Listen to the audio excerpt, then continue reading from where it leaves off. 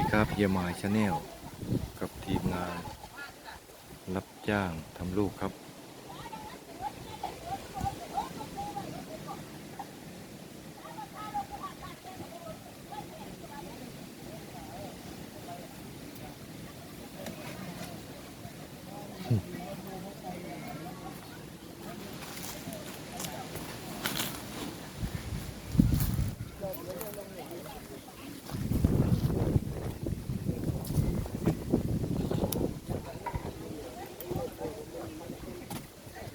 2 ตัน 6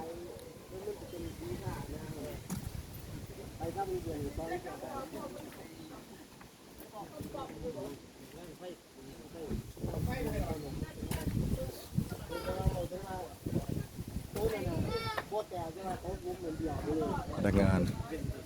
แยกย้ายกันพักผ่อนหมดแล้ว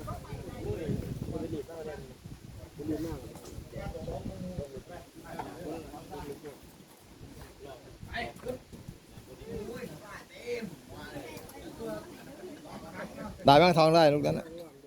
มีไหม5 โล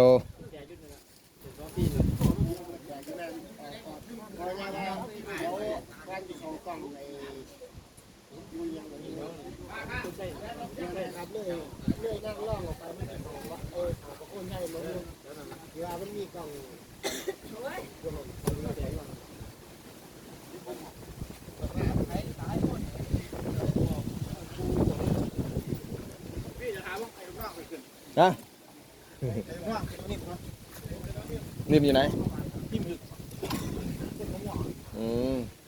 เขย่าก็เอาได้แล้ว มันอยู่สูงไม่กล้าขึ้นไงถ้าอยู่เตี้ยเขย่าแล้ว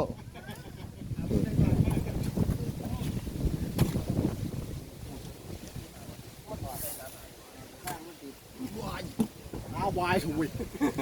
ก็แม่ตอนพูดก็พูดตอนนั้นด้วยบตอน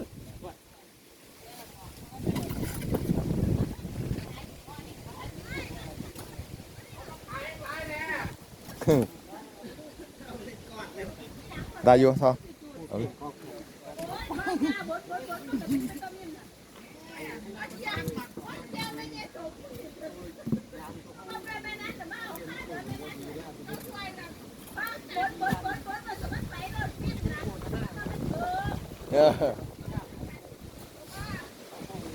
ไม่ใช่พึ่งนะไปหมดอะไม่รู้คน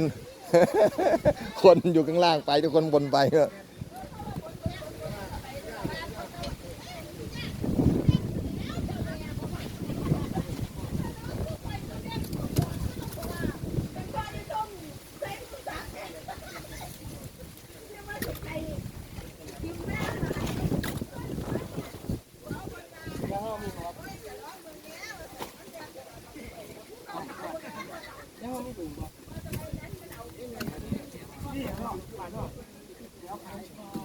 มีตะมิมมั้ง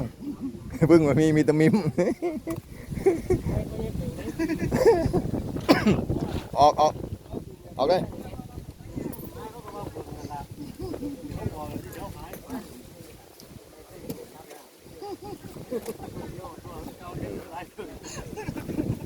ไปใหญ่พึ่งเหรอ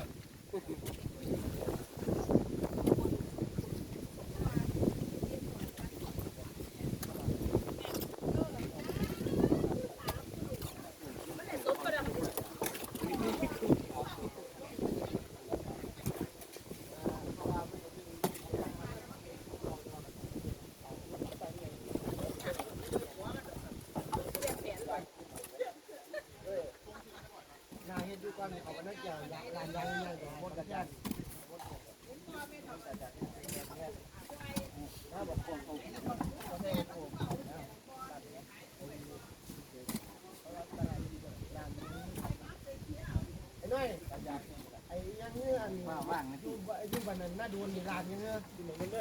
เร็วร้านยังเขาเอามาไปเสือเร็วพี่ท่าใกล้มาดิ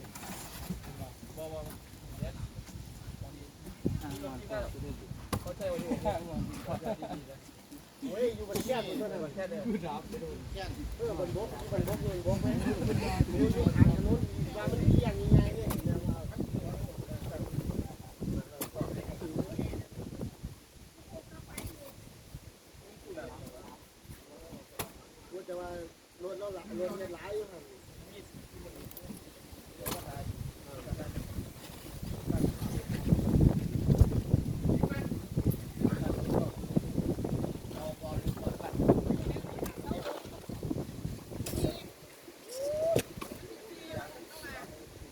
อ้วนได้เยอะมันเขียวเปล่า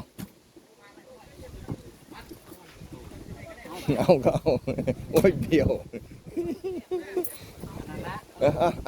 ไปแล้วก็เอา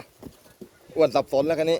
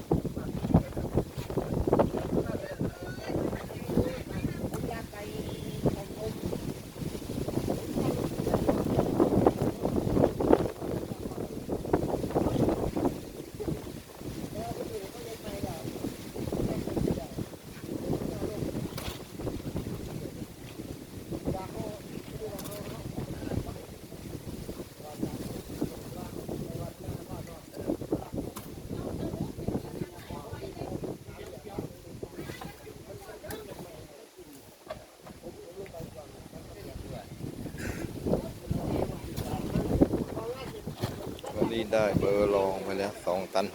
6อันนี้คะแนน1 ลูกต่อ50 โลวิธีวางคะแนน ไม่ต้องจด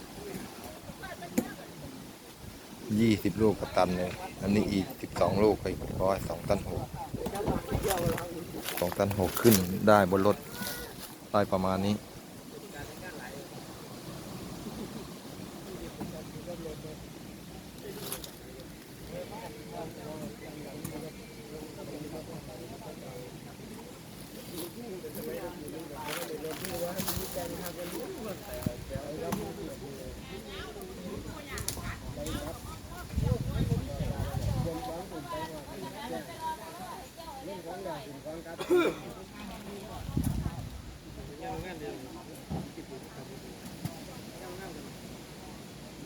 วันนี้แดดร้อนมากพนักงาน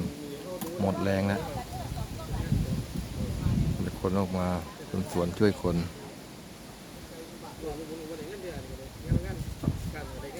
ขอบคุณครับสำหรับการรับชมติดตามตอนต่อไปครับสวัสดีครับอย่าลืมกดไลค์กด